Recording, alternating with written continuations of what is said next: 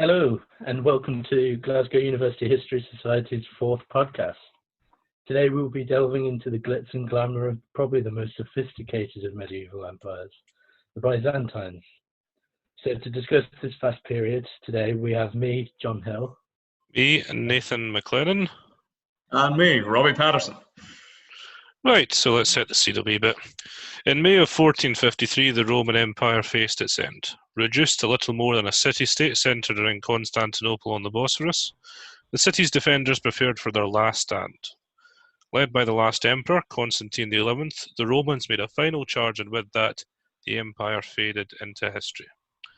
But this was only the last moments of a 1,000-year-long history of the empire in the East. From its creation by the Christian Emperor Constantine up until its end, the empire was the beacon of the Christian world and the superpower of the Middle Ages. And when it ended, it was only a shadow of its former self. But today, we are looking at some of the highlights of the empire that was.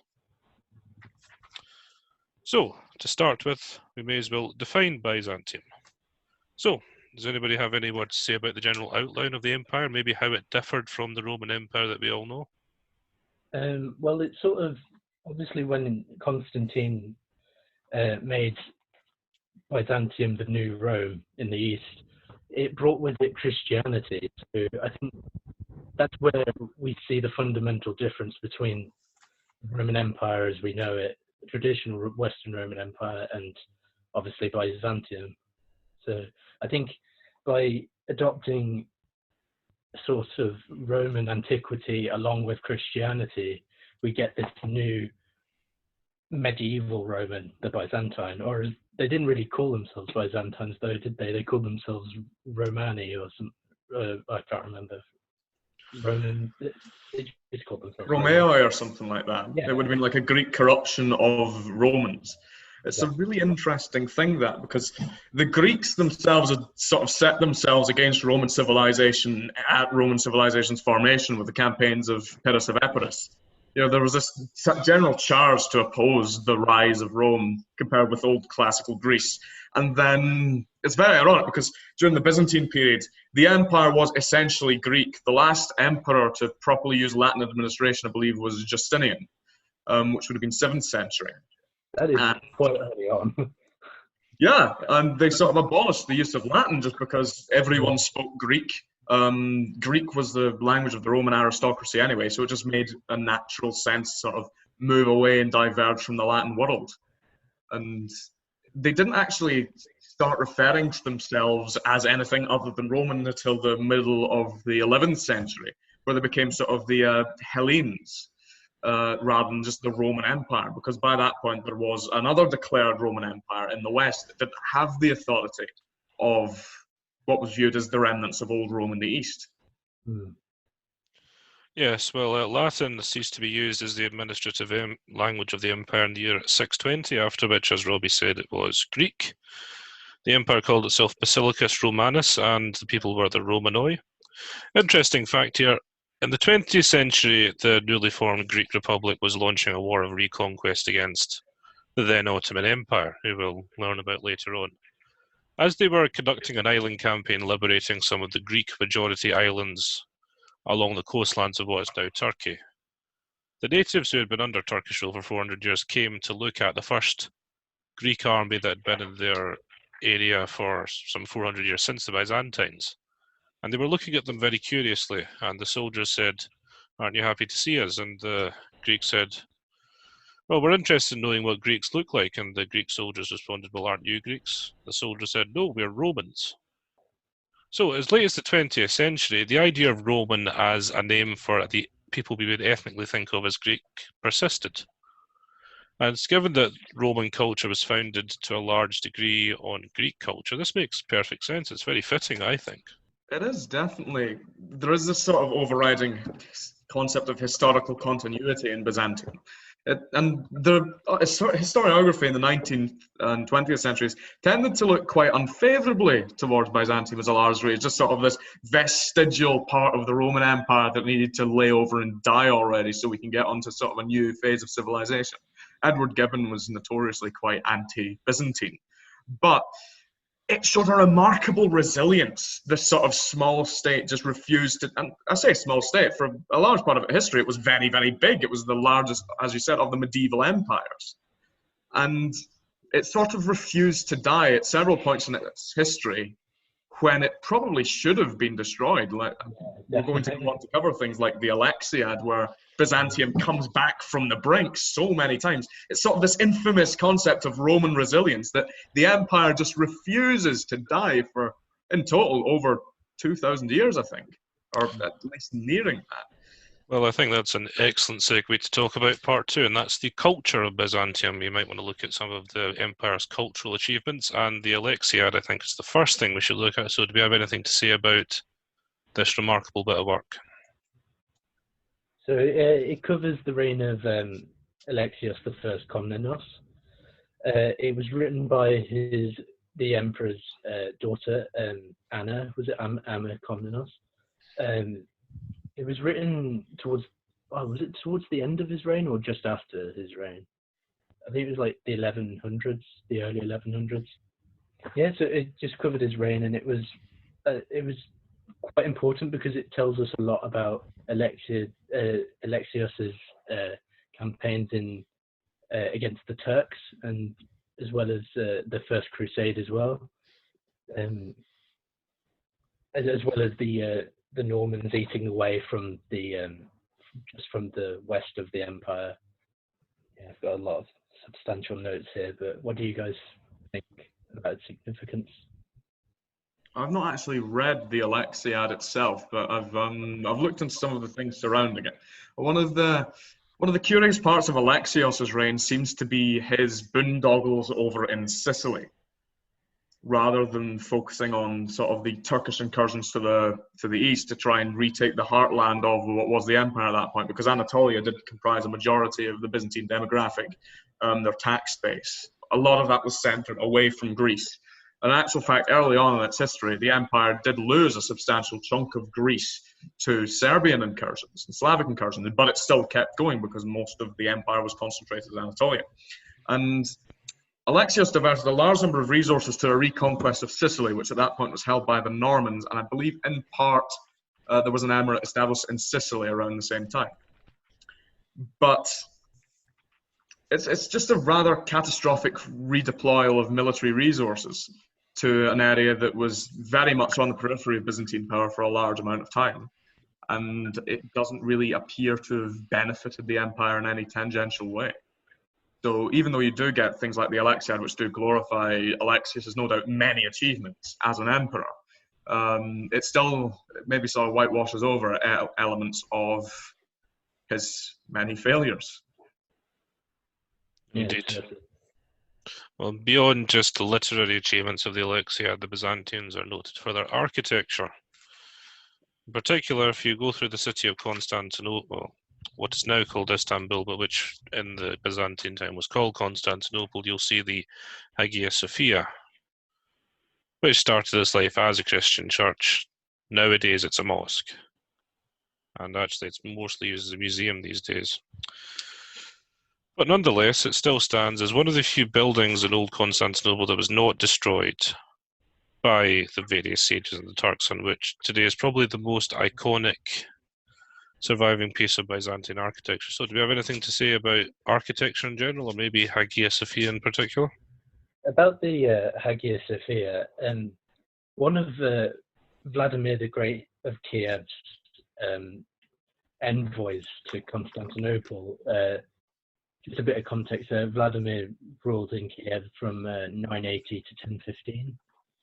So yeah, one of his envoys returning from Constantinople said to him regarding Byzantium itself and all of its architecture and how it looked, "We knew not whether we were in heaven or on earth, for on earth there is no such splendor or such beauty. We only know that God dwells there among men, and their service is fairer than the ceremonies of other nations." So obviously a lot of good things to say about its rather progressive and seemingly heavenly architecture and culture. The domes themselves, the dome itself that is the main feature of the Hagia Sophia, or one of the main features. It's a Roman novelty, so I think regarding the point we made at the start of the podcast, we see an inheritance of Roman culture there as well. So it's in their architecture. It's sort of these little things that you spot that make the Byzantines so Roman during the Middle Ages. So this Roman novelty, it was a difficult and unique architectural feature. It was also scarcely used. So this dome, one of the antiquated versions in Rome itself, in the Western Empire, you see the Pantheon as an example of this dome. So obviously very, very difficult in this time to construct such an architectural marvel. We don't get any further domes like this on a grand scale until I think there's one in Florence, isn't there? Florence Cathedral. That was so we get some Roman features. Also, regarding art generally in the Byzantine period, they, through their mosaics, they often depicted certain political figures. This was another tendency in Roman art as well, as we see statues of Octavian and other such people.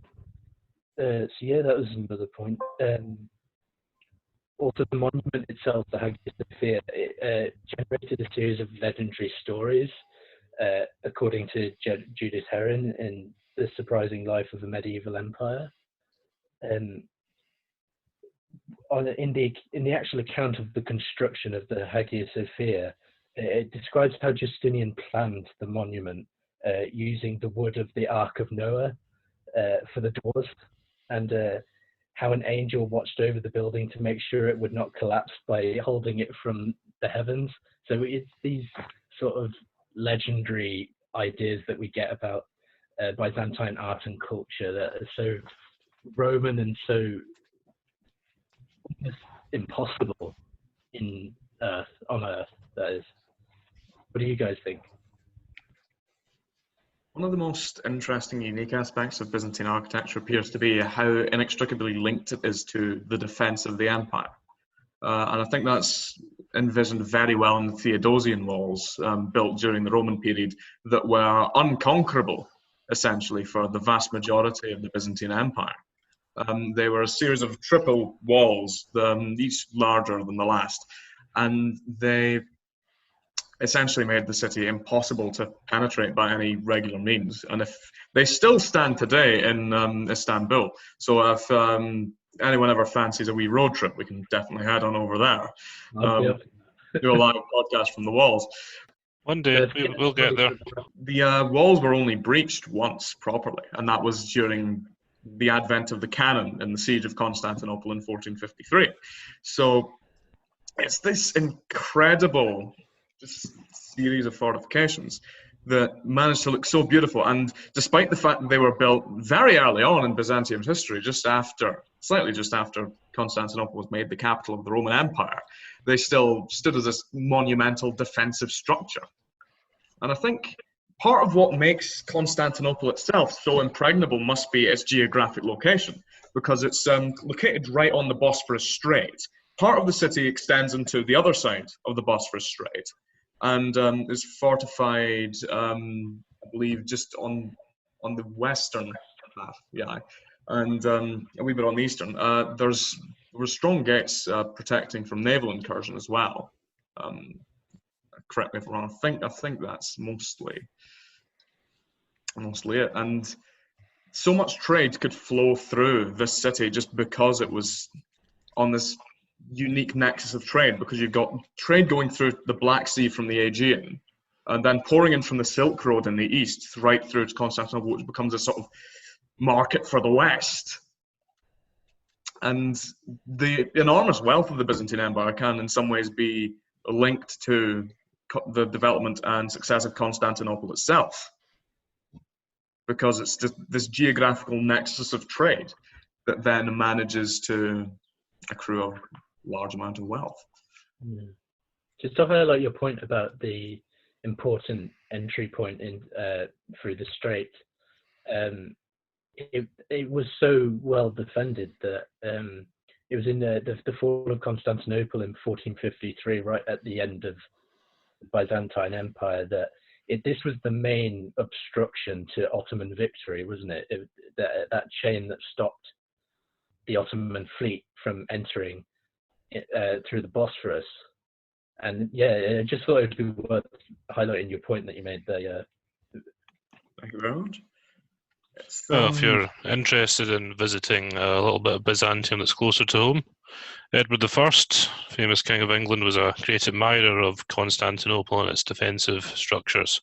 So much so that when he was building a ring of castles in northern Wales to subdue the population, he asked his architects to model the defensive structures of the walls on the walls of Constantinople. So there is a little bit of Byzantium in the British Isles, if you're ever interested in visiting. And in fact, for most rulers in Western Europe, the Byzantine Empire really was the model to imitate. It was the most stable state of the Middle Ages, and as Robbie said, by far and away the wealthiest. So you can argue that the Middle Ages consisted of kings building little mini Constantinoples with what resources they could manage. And anything else to say about the achievements of Byzantine culture? The use of silk and the use of Tyrian purple is quite interesting. Byzantium sort of had a silk monopoly on trade with Europe that was originally held by China, but there is a sort of a rather daring tale that's probably embellished of two monks who managed to steal silkworms on a trade expedition to China and bring them back to Constantinople, and the Peloponnese were then used to house silkworms. I'm fairly certain. And Byzantium sort of gains the silk monopoly over the West, and silk becomes this sort of major garment of the imperial throne itself. And then you've got Tyrian purple. This sort of purple dye was notoriously difficult to manufacture, and it could only be made by crushing seashells from maritime animal, I think, that was harvested off the coast of Tyre, which is why it's called Tyrian purple. And this sort of, since it was such a rare dye and so difficult to make, that the emperor ended up having a monopoly over it. And the chamber where the emperors were born was known as the Purple Chamber, and it was made out of, I believe it was porphyry, this sort of stone material that sort of had a purple sheen to it. And it became known as the Purple Chamber. And if you were born in there, you'd be born in the purple, which sort of became the sort of phrase to indicate that you were born into imperial succession. I think that's also an excellent segue to talk about some of the Byzantine emperors. Now, obviously, there are far too many rulers of Byzantium across its 1,000-year history to look at all of them. So instead, we've each picked out a different emperor, or empress rather, to focus on. And I think we may start with John. So who did you pick out of Byzantine's history? I picked to have a look at Alexius I Komnenos, the model emperor of the Byzantine Empire, really, basically, especially according to the Alexius, as we've discussed previously. So I'll give you some information and then we'll discuss his effectiveness as a Byzantine emperor. So yeah, he ruled between 1081 and I think it was the early 1100s at some point. He first came to the throne by leading a coup in 1081 against his predecessor, Nicephorus III. Apologies if I'm not pronouncing the names correctly because they're quite, not very anglicized. So that coup lost control of the emperor's troops. Alexios lost control of his troops in the coup in 1081, and they had pillaged the city of Constantinople. So not a great start, but as you'll see, he becomes quite a good emperor. So yeah, he became emperor in 1081. The treasury, he came to find that the treasury was empty, essentially. The Normans were in Greece, the Turks in Asia Minor, and it was in the Alexiad in book 3, chapter 9, I think it is. It says Anna Komnenos, his daughter, writes that no other state in living memory had reached such depths of misery. So, yeah, quite a lot to sort out as emperor. Of course, Anna never lived through lockdown. True. Yeah, first world problems. In 1082, Alexius offered the Venetians a trade treaty to have monopoly with trade with the Byzantine Empire in 1082, in exchange for its naval assistance as a seafaring sort of Italian city-state. This was in order to suppress Robert Guiscard's attempts to attack the Byzantine Empire from the west. Some context, Robert Guiscard was a Norman. So, from this point onwards, we see a lot of Norman interventions in the west of the Byzantine Empire. In 1083, there was the Battle of Trichala, the first major victory for Alexios. So I would say in all of his reign, this is the point where we see the Byzantine Empire recover from all of this economic downfall, its military failures after the reign of Justinian many years, like 500 years before. So yeah, this is where it all comes back in 1083. This was the first major victory against the Normans. It later gained more territory in Greece because of it. Later in 1109, Alexius restored the value of Byzantine currency, which he had actually tainted with other metals earlier in 1081 and 1082. That was in order to pay for mercenaries of the People's Crusade in 1096. So yeah, another facet of his reign was the First Crusade in 1096 to 1099.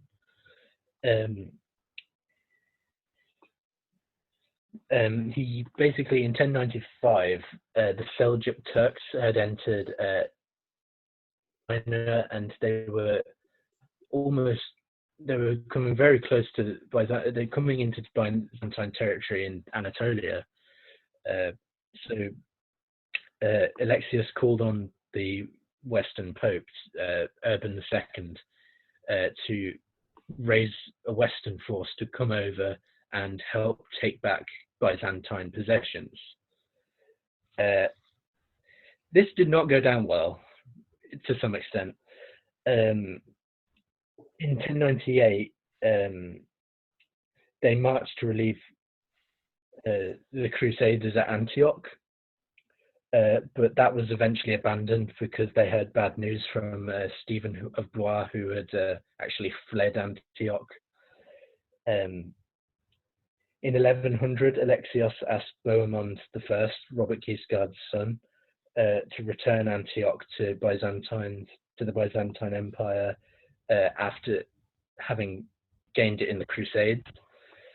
And he sent troops to regain it, but they were driven out, and Alexius regained surrounding territory in 1104.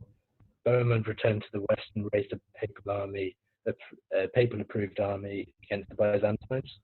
And finally, the Treaty of Devil in 1108 made Bohemond Alexius's vassal, essentially. So we really do see the tides turn between the Normans and the Byzantines, because obviously before Alexius's reign, the Normans had a real chance in attacking and reducing the power of the Byzantine Empire.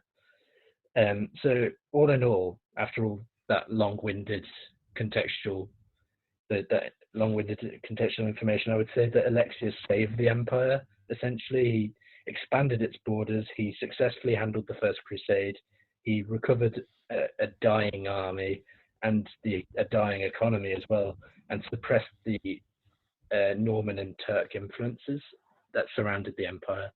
So, having said all that, what do you guys reckon? I think his legacy is a bit more mixed than things like the Alexiad portrays. I definitely think that he was undoubtedly a successful emperor, but he did make some crucial mistakes. For example, I believe it was the Battle of Antioch during the First Crusade. Alexius turned his men round and didn't go to support the Crusaders at recovering this vital segment of the empire. Antioch was once a metropolis. It had incredible religious importance as well to the Orthodox faith. And he turned his men around and didn't support the siege of Antioch, which then led to growing distrust between him and the Crusaders, which in turn drew quite a wedge between them. So rather than have this new ally on their southern flank that can be used as a bastion against what they viewed as the infidel, they instead gained a new Latin rival to their south, which could be used and was used quite frequently against them. And with the monopoly on Venetian trade, that was certainly a very good thing for the time in the Byzantine Empire, because it opened up trade with the West more frequently again and took a bit of pressure off the imperial side to manage things. But in the end, the Venetian quarters of Constantinople would eventually lead to the Latin Massacre, wherein all Latins within the city were slaughtered, which then incurred more enmity and generally led to a loss of government control over trade revenues. So the sort of granting of I believe the Venetians, correct me if I'm wrong, but I think the Venetians were ostensibly under Byzantine rule. They owed technical vassalage to the emperor. Yeah, especially during the treaty I mentioned in, I think it was 1082 or 1083. They offered naval service in exchange for intense trade, like a lot more trade with the Byzantine Empire compared to the Western counterparts. It seems like sort of, even though that naval aid was undoubtedly needed at the time to repel the Turkish incursions and ensure safety in the Aegean Sea, it seems to be handing an extraordinary amount of control over to a foreign actor that was ultimately slightly short-sighted, because it did lead to this sort of growing influence of the Republic of Venice in Byzantine affairs, which would culminate in the Fourth Crusade and the sacking of...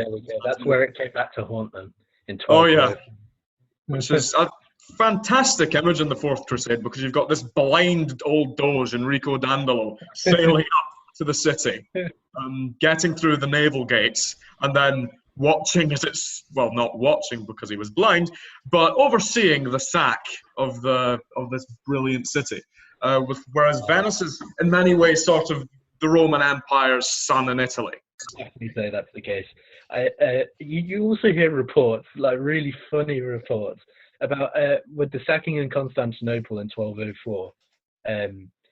You get clerics stealing remains of from the churches, and you get really funny stuff. Like I can't remember the specifics. I had them written down somewhere, but there's a lot of weird and fantastical little legends that come out of that from specific crusaders in Constantinople.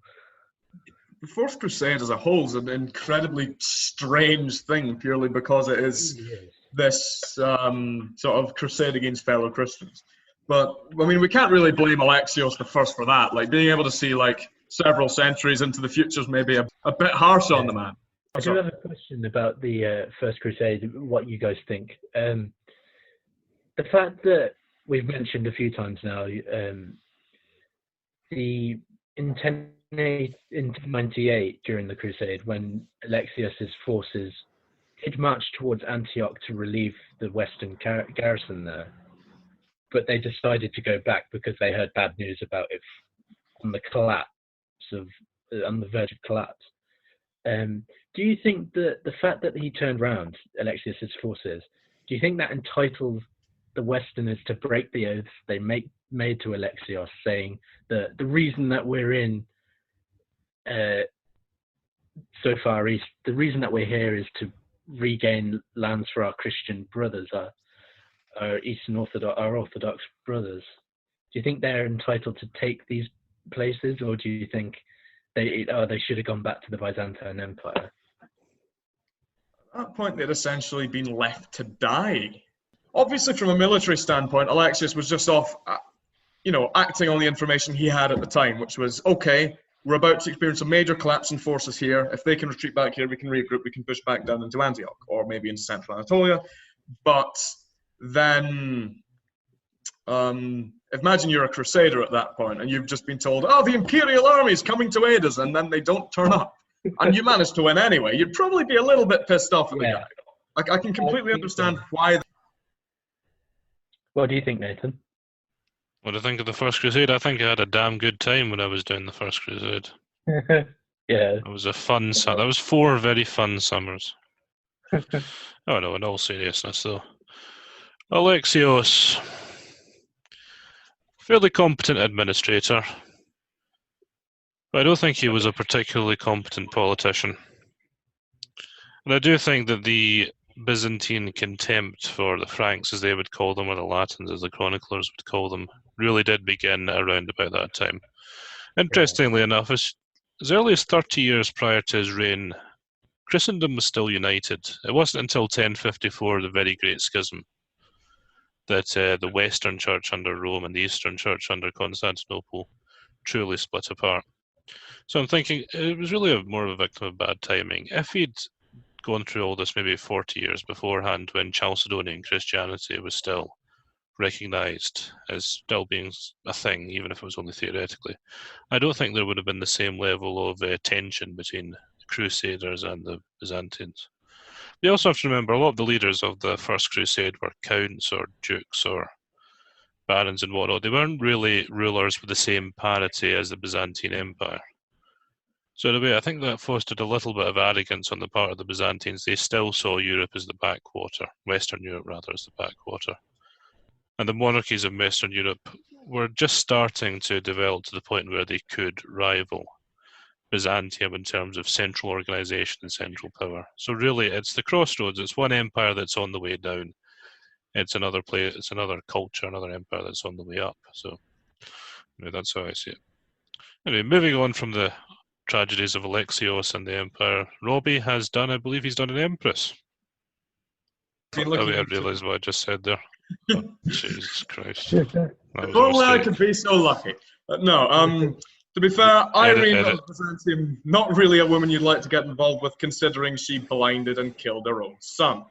So, this is the sort of person we're dealing with here. I find Irene of Byzantium, or Irene of Athens as she was then known, a truly fascinating figure, because she was the first female ruler of Byzantium, the first female ruler of the Roman Empire, who ruled in her own right, taking the male title of Basilios, or emperor, rather than reverting to the title of empress.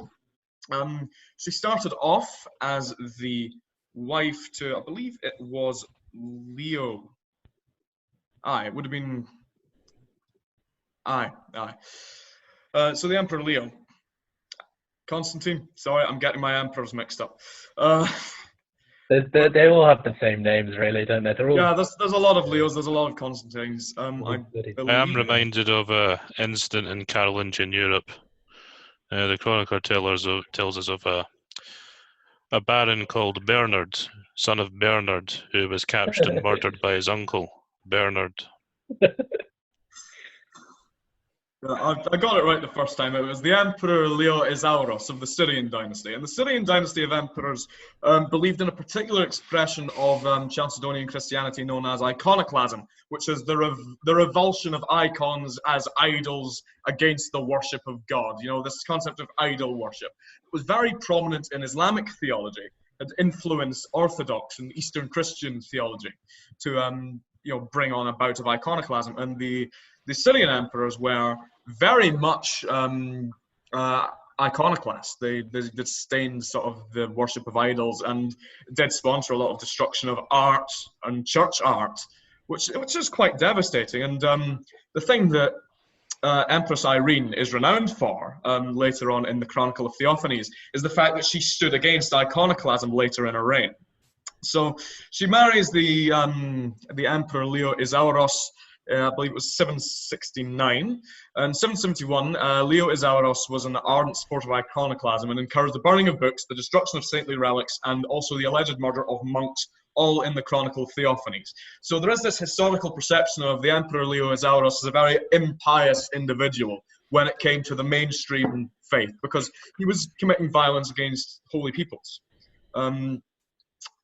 Under Leo Isauros, the general Michael Lacanodrachon, I believe his name is, invaded Syria with a force of 100,000 men where they seized Germanicae, and Leo died in 780, leaving the Empress Irene as regent of the empire, whilst her son, Constantine, was crowned as co-emperor with Leo Azauros in 775. So he's already emperor whilst Leo is emperor. And this was a common tradition in Byzantine times where you'd have two emperors at the one time. So if one of them did end up dying, the senior Augustus did end up dying, you'd get the next one who can just steer over the reins of power. But Constantine was a minor, so he couldn't rule himself. And so the Empress Irene does take over. And after 40 days of rule of the first female empress, just as regent, a conspiracy was formed to put Nikephoros, the Kaiser, which at that point was a sort of ceremonial title within the empire, on the throne when Constantine was only 10 years old. Now, when this conspiracy was discovered, Irene does a very interesting thing. If you look at Carolingian methods, or the methods Charles the Great, Charlemagne, uses against Tassilo III of Bavaria, that is tonsuring them, which means shaving their hair in a manner similar to a monk's, and exiling them to a monastery, which politically discredits you, and since you're a monk, you have to renounce all worldly possessions. It also means you can no longer inherit. You're no longer a major power player. So this is what Irene does to the conspirators that were trying to oust her from rulership. She had them beaten, tonsured, and exiled. And then she actually had a public display of her power. She made these newly tonsured monks, these former powerhouses of the imperial court, serve mass and minister to the people at the festival of Christ's birth, which meant that these former extraordinary figures are now reduced to humble priests before the empress, who's also the head of this procession. And it just shows she was an excellent political manipulator. She was very grand at ostentatious displays of power, and specifically her power embodied in the empire. And she also presented to the church with her son, and tried to legitimize the rule of her and her son, identifying the sort of joint rule of the two with the rule of her former husband, Leo. She did face a minor rebellion in Sicily with Elpidios, appointed as patrician general of Sicily, but then he was denounced as belonging to the Kaisers, who just tried to overthrow Irene, and unfortunately the Sicilians refused to give up Elpidios.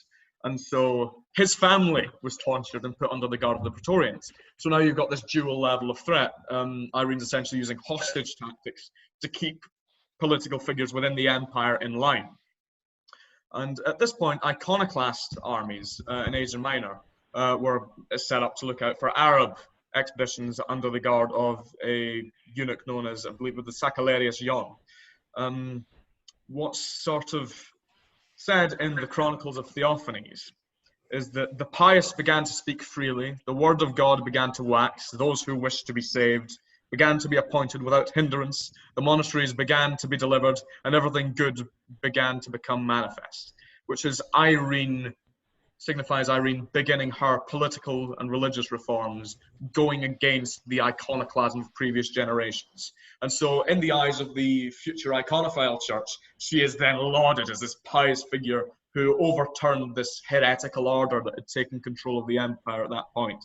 And sending iconoclast armies into the fray in Asia Minor could be seen as an interesting political strategy to reduce the numbers of people who are under arms and opposed to her in the capital.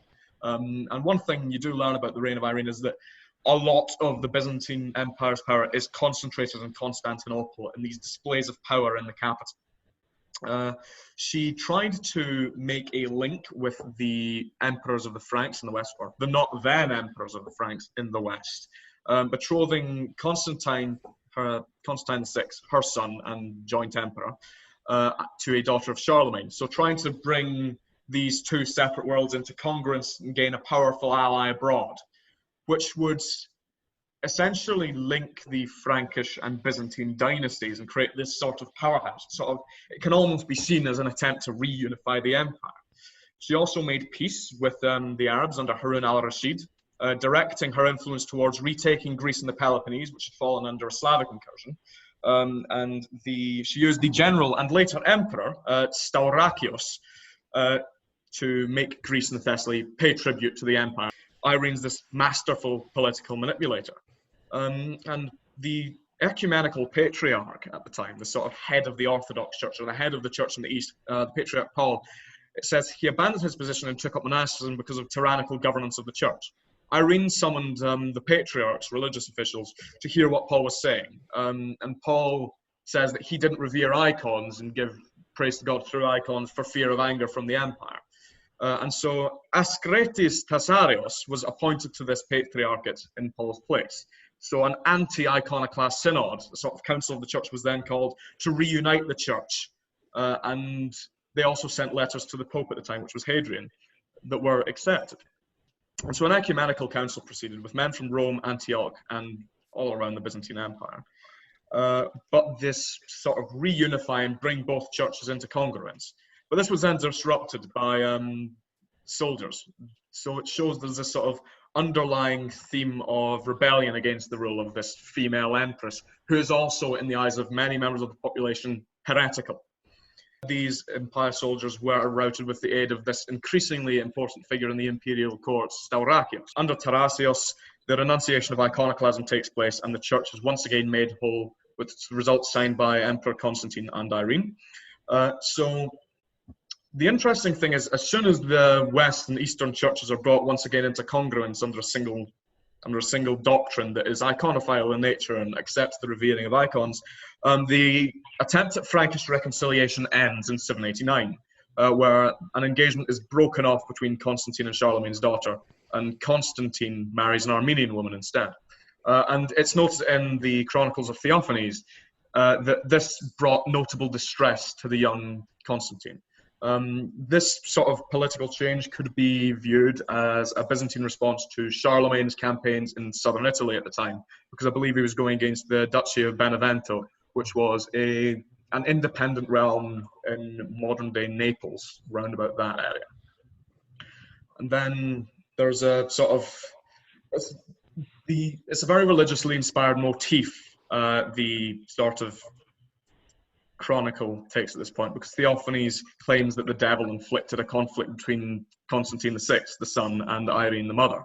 Theophanes then denounces Irene as power-hungry and asserts that she was then deceived by the devil because she was a woman. Because, of course, medieval priests and chroniclers have to do that every now and then.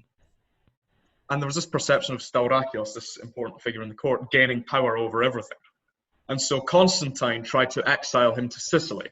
Irene then discovered that her son is plotting against her, and so has the conspirators of Constantine's plot tonsured, beaten, and then exiled to southern lands like Sicily.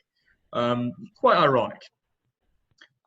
Finally, when she sort of starts making political mistakes, she made the army swear an oath to disobey Constantine whilst Irene still lived, which means that the emperor was finally transformed into a puppet. The bare smidgen of power he had was completely gone.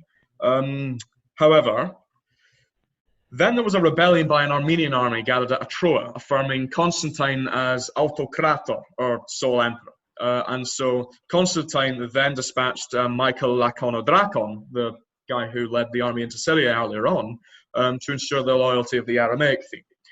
Essentially, Constantine engages in an armed rebellion against his mother. He has Staurakios tonsured and exiled to Armenia, and then a lot of Irene's court displaced. Irene's then sent into the palace of Eleutherios, Greek pronunciations.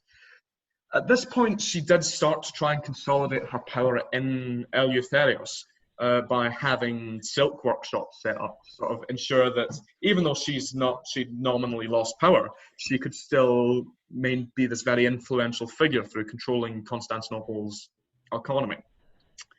However, Constantine eventually did reinvest his mother with power after he was turned about by 2 campaigns, but the Armenians still did not accept that the son wanted to give the mother any power, so continued their revolt. The Armeniac candidate for emperorship was then thrashed and tonsured by Constantine, but Constantine then faced mass losses to the Bulgars, Nikephoros, the new Kaiser, was then proclaimed emperor by the Praetorian Guard. Alexios was then blinded as Staurakios and Irene persuaded Constantine that he'd be proclaimed emperor by the armies if he didn't. The Armenian theme then heard about what happened to this Alexios, captured and blinded their own general, and then dispatched men to defeat them, which failed. So there's this ongoing rebellion within the Byzantine Empire at this point. However, Irene was constantly plotting on how best to achieve sole rulership. The palace guards eventually attempted to seize Constantine, and he escaped and fled back into Anatolia to raise another army. This failed, and finally Constantine VI, who has tried for a number of years to gain power over the empire, is tonsured, beaten, and blinded so horrifically that he then died, which makes Irene guilty of filicide, killing the son. And Irene ruled alone, taking the title of Emperor of the Romans. However, this is when Pope Hadrian, decided that a woman cannot rule the Roman Empire, because obviously a woman can't be Emperor of the Romans. That's just silly. And so has Charlemagne crowned as Roman Emperor, which then creates this large schism between East and West. Would you say that this sort of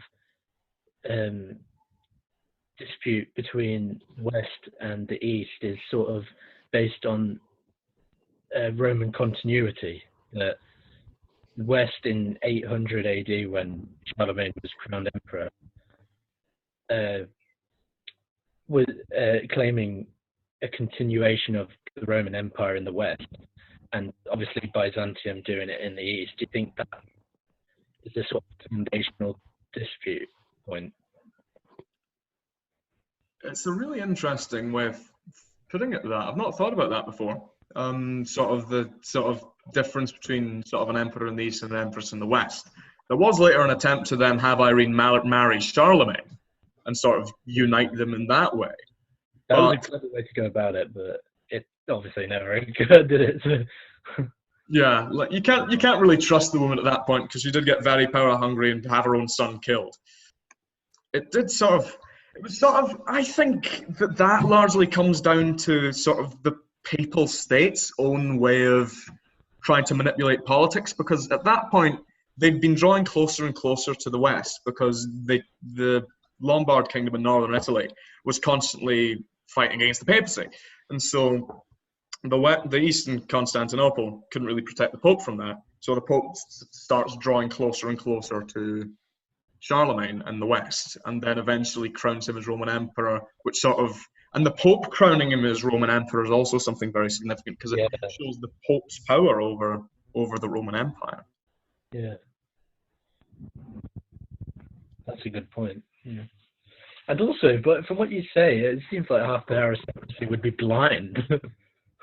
Yeah, she was very fond of blinding people and also thrashing them. I suppose she got away. Yeah, there's a significant demographic of the population for which Irene of Byzantium is their dream woman, I think. Yeah, really admirable empress, or emperor in that case. She really does take on the real politic of the time, doesn't she? Like some of the emperors. So she's really astute and very politically shrewd. Yeah, she's Machiavellian almost. Yeah. She's very good at sort of putting different factions against each other. What ultimately caused her downfall, interestingly enough, was her reliance on a couple of key figures in the fort. The court, like Staurakios, who were very prominent court officials who had a lot of clout with the military. Staurakios was later proclaimed as emperor and betrayed Irene from the inside, and eventually she wasn't blinded, but she was exiled to Lesbos, where she later died. Yeah. So it's this sort of monumental fall from this sort of central figure of Byzantine life, noted for going out in public and meeting the people, and also lots of blindings and lots of tonsurings. is just kicked off to Lesbos and left to rot at the end of her life. That's another really good point to talk about the Byzantine Empire as a whole, like throughout the medieval period. It was every now and again severely politically unstable. Like everyone, it's like Game of Thrones, like a glamorous version of Game of Thrones, isn't it? It's like in Constantinople. Well, the Byzantine Empire mimics most people in a way. You have long periods of relative stability followed by a few brief episodes of complete breakdown. Yeah. You know, that's just how most people live their lives. It's impressive that Irene of Athens as a woman was able to overcome the barriers of her time to rise to the occasion and be such an effective ruler. But then again, is there much that separates her from your standard run-of-the-mill Byzantine tyrant, blinding people, murdering courtiers and whatnot? Not to say she didn't do that very successfully, but it is, disappointing that so many of the rulers of the premier state of the Middle Ages were so needlessly violent. And it sort of puts pay to the Byzantine conceit that they were somehow more civilized and more organized than their Western counterparts. I mean, you could argue that the empire was more violent than somewhere like the Kingdom of France or even the Holy Roman Empire in terms of the number of people who fell victim to political intrigue. It's where we get the sort of term Byzantine from, like needlessly complicated, bureaucratic machine, political struggles all over the place. It really is a wonder that they managed to hold on as long as they did, because they were sort of undergoing just constant civil war, constant strife. And Irene sort of embodies that, because although she's a strong woman emperor, she does face constant revolt that's never quite fully dealt with in Armenia. Right, so for whatever reason I decided to do a Basil the Bulgar Slayer. It's Basil II, technically speaking, emperor from the Macedonian dynasty. It's an interesting one. I think he has most parallels with Justinian 3 centuries earlier. You can argue that during his reign it was the last major successful expansion of the empire. So during his time, he took on and eventually conquered the whole of the Bulgarian Empire to the north of Byzantium. Now, as Robbie had previously mentioned, Byzantium had been doing quite badly on the northern front. They had lost most of mainland Greece prior to the rise of the Macedonian dynasty. You have groups like the Serbians, the Bulgarians coming out of the steppe, the Khazars. The whole Balkan Peninsula north of Byzantium is this sea of different, mostly nomadic peoples who are putting severe pressure on the Byzantines. Now, as an empire that was mainly orientated towards the east and the south, that didn't matter so much. The lands north of them, losing them wasn't a big deal, as Robbie also said. Anatolia was the heartland of the empire. But nonetheless, it was a consistent problem, and I believe on several occasions, I think most notably in 860 and 877, these northern tribes were able to band together and lay siege to Constantinople itself, which previously had been something that only the Sassanid Empire and the Arabs had really been able to do. So when Basil II gets to the throne, these people are now a significant problem that need to be dealt with. Out of all the emperors in Byzantium, Basil II was the greatest warrior. I would argue that his military achievements outstripped even Justinian. With a relatively small base of military resources, he was able to conquer an empire that was as large as Byzantium itself at the time, or almost as large. And by the time he was done, he had created a state by the year 1025 that was probably the most stable that the Byzantine Empire would ever achieve. Obviously, under Justinian, it was larger, but it was quite disparate under Justinian geographically and culturally. Whereas Basil II created a mostly unitary Greek empire stretching from the Danube all the way to the edges of Anatolia. And to me, that is the ideal of the Byzantine Empire. That's the best that any emperor managed to achieve.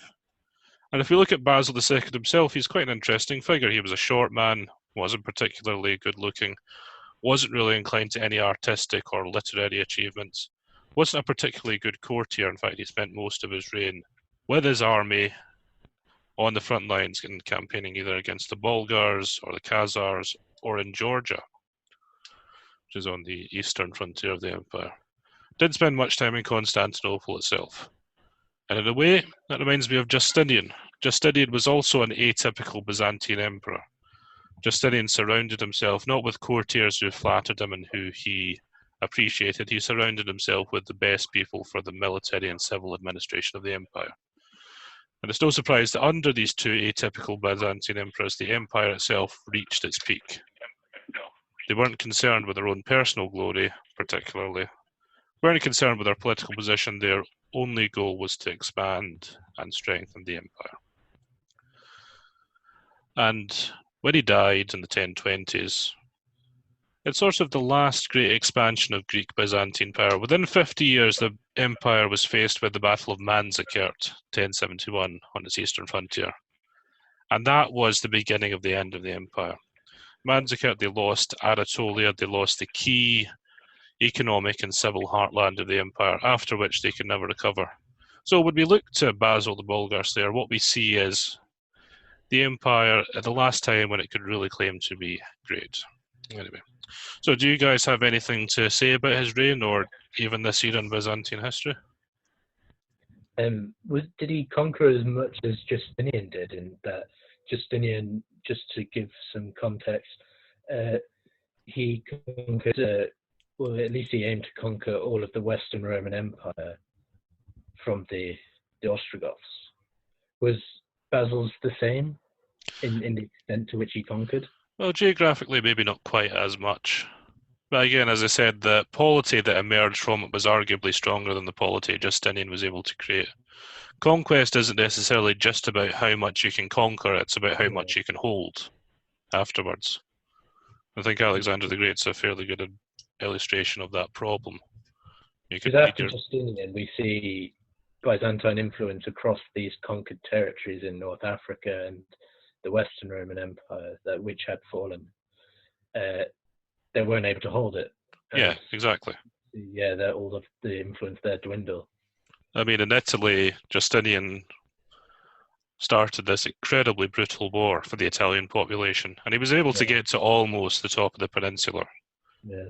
But after his death, as you say, they couldn't hold any of it. They could maybe hold a couple of key cities, but that's it. Yeah.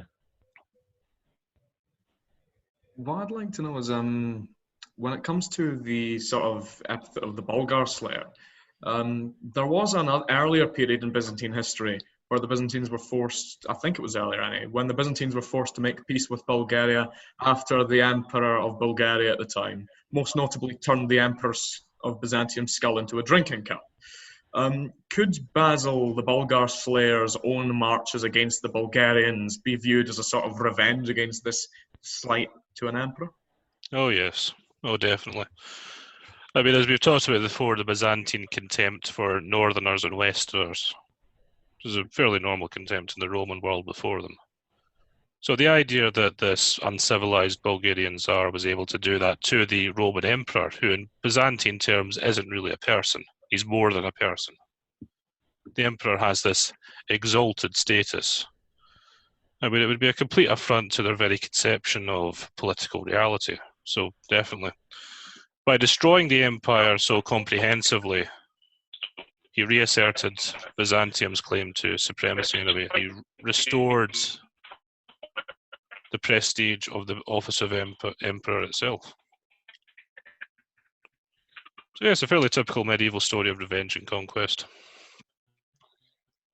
The interesting thing is, when it comes to Romanus IV later on, I think just after the Macedonian dynasty, the Battle of Massacre comes into force.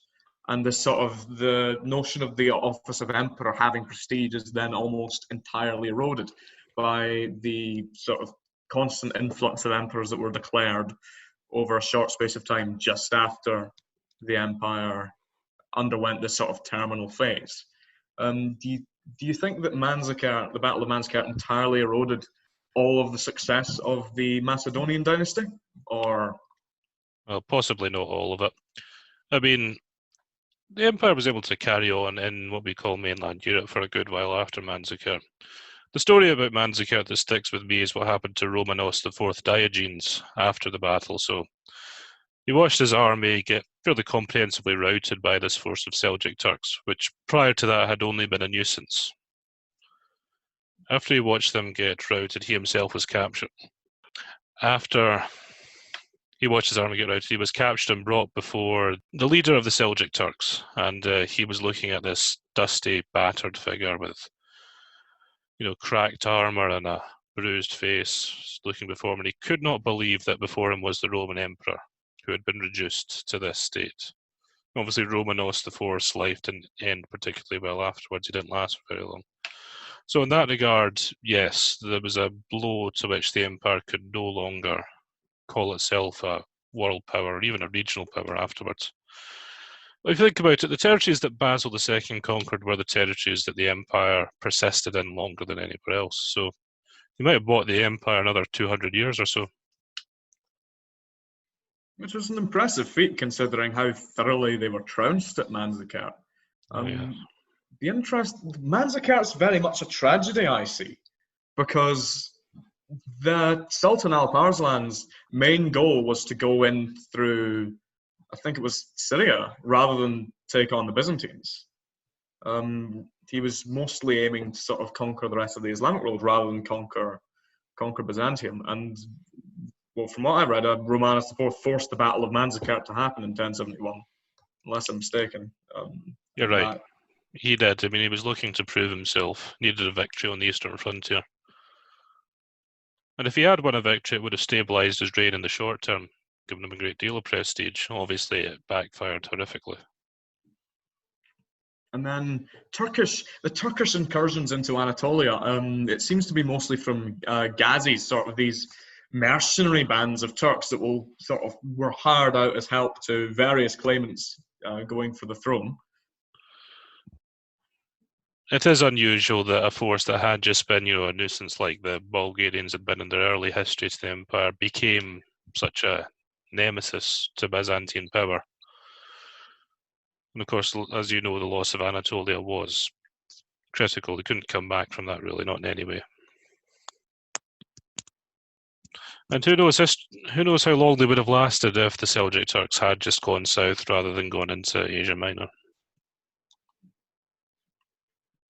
And there's this sort of idea of sort of continual Byzantine resurgence even under immense pressure.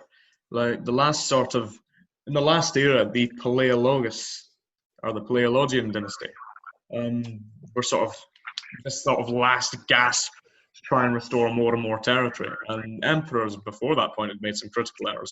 They were still undergoing massive civil wars at that point in history. They could never quite overcome the political intrigue and inherent sort of instability of the Byzantine system that gave the office of emperor so much prestige that it just seemed to be the world. At the end of the day, Byzantium had a flawed system, which I believe is another excellent segue to talk about our final segment. That's the decline of Byzantium, which I believe in our case will probably cover the last 150 years up to Constantinople. So Robbie's mentioned the Paleologus, so they were the last dynasty of Byzantium, so perhaps we should talk about them and their ambitious but ultimately failed attempt to revive Byzantine power following the devastation of the Fourth Crusade.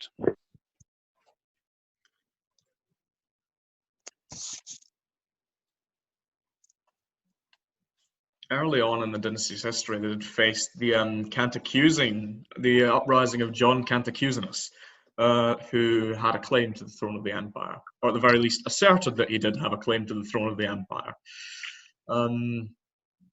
and ended up fighting a catastrophic civil war around Thrace that drew in a lot of money away from the coffers that could have been used to restore the empire into an internal conflict that was then exploited by the Venetians and the Genoan republics of Italy, sort of get one over on the empire whilst it was on its last legs. And it was ultimately a catastrophic waste of military resources that undermined the last few strongholds the empire had. In fact, if I'm not mistaken, John Cantacuzenus had a very good relationship with the Sultan of the Ottoman dynasty, who couldn't possibly amount to anything, it was just a minor Turkish dynasty in Anatolia.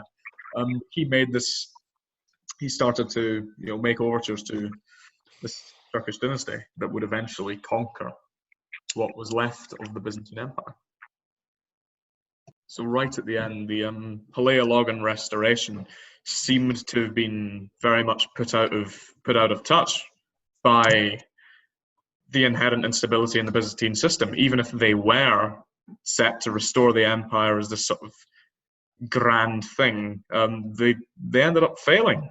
And there was an incredible denialism, though, with the Paleologus. Even up until the 1370s, the emperors were still devising rather ambitious plans to recover the glory of what was once Rome and all that.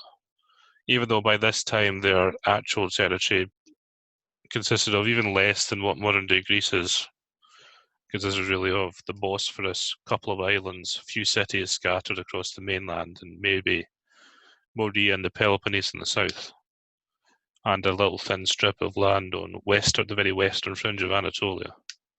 And even yet, despite being reduced to this state, barely even a regional power, they were still making these grand plans. And actually, the second to last Byzantine emperor, I think it was Manuel, I think that was his name, actually went to Rome and in the 1440s ended the Great Schism of 1054 on the basis that by reuniting what was left of the empire with Western Christianity, he'd have a bulwark to resist the advance of the Ottomans. So they were still fighting, as Ewan Strawberry said, under this immense pressure up to the end, which I believe brings us to the final episode in Byzantine history, and that is 1453 and the attack on Constantinople. It's such an episode in Byzantine history. There's a lot of drama surrounding it. It's a very dramatic episode. You had the Venetians, the Genoans, and I believe a contingent sent from the papacy to aid the empire in its final hour.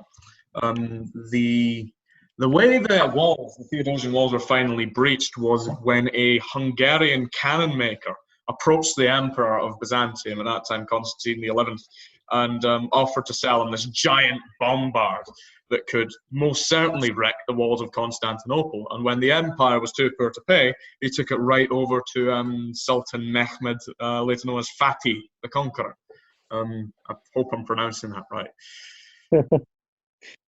And with this sort of giant cannon, they breached the walls and the Turkish soldiers poured in. It's sort of, in a way, it sort of does herald the end of the medieval age, because this sort of old model of castles and kings in large sort of fortified areas is sort of shattered, literally and metaphorically, by the advent of the cannon. It was also said that Constantine XI, the last Byzantine emperor, it was said that he died fighting as well in Constantinople, didn't he? So there's a sort of sadness to it as well. It's so long, and he's died with his people fighting for yet another attempt at survival in this long period of medieval Byzantine history. The story goes that he threw off his imperial raiment and died as an ordinary soldier, just charged headlong into the breach. If any of you listening, on Netflix, there's a really good series called Ottoman Empire. It's a very new sort of docu-series about the story of the fall of Constantinople in 1453 from the perspective of Mehmed II. It's really good, so definitely watch it. And it has that little thing with Constantine XI throwing off his imperial purple cloak, fighting in the fray. So yeah, definitely give it a watch. And the legacy of Constantine XI is very important to modern-day Greek mythology. Well, not actual ancient Greek mythology, but modern Greek national mythology. The idea of him as this sleeping emperor who charged into the fray, may have been killed, perhaps he survived, and is waiting to be, as it were, awoken, a bit like King Arthur in Welsh mythology, and restore the Greek nation to its rightful place in the world. Now, obviously, that hasn't happened, but nonetheless, it's a nice story. Who knows, maybe somewhere in Greece there is a Constantine XI just waiting to come back. And in a way, it's a fitting epitaph for the Byzantine Empire itself. And the Greek nation today would very much like to restore itself to the kind of power it had during the heyday of the empire. Anyway, on that somewhat somber note, I think it's time to end there next week, or whenever we get another one of these things out, it may be several weeks, who knows. I think we'll be doing Carolingian Europe. Anyway, I think we can sign off there.